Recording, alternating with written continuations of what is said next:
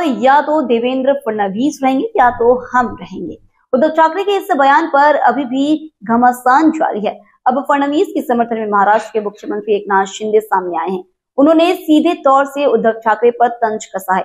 CM Shinde ने कहा कि यह अजीब है कि जो लोग कभी अपने घरों से बाहर नहीं निकले वे अब युद्ध के मैदान में दूसरों को खत्म करने की बात कर रहे हैं। शिंदे ने कहा कि यह फडणवीस के साथ मजबूती से खड़े हैं। बता दें कि महाराष्ट्र की राजनीति में उबाल तब आया जब पूर्व मंत्री अनिल देशमुख ने दावा किया है कि फडणवीस ने उन पर उद्धव ठाकरे और आदित्य ठाकरे को जेल में डालने का दबाव बनाया था। बुधवार को शारदा ऑडिटोरियम में उद्धव ठाकरे ने खुले तौर पर डिप्टी सीएम देवेंद्र फडणवीस को चुनौती दी थी।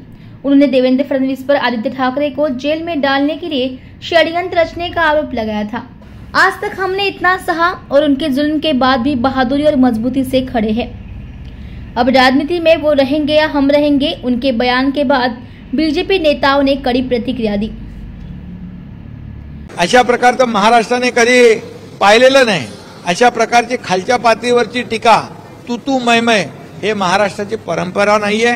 महाराष्ट्राची एक संस्कृती आहे, हे पुरोगामी महाराष्ट्र आहे। आणि आज आपली जी काही ज्या पद्धतीने जे विरोधक ज्या पद्धतीने खालच्या पातळीवरचे आरोप करतायत त्यांना ही लाडकी बहीण एकदम मनाला लागलेली आहे, लाडका भाऊ एकदम मनाला लागलेला आहे आणि त्यामुळे ते अशा याच्यातून वैचारिक दिवाळखोरीतून अशा प्रकारची वक्तव्य करू लागलेले आहेत। पण आम्ही आरोपाने उत्तर देणार नाही।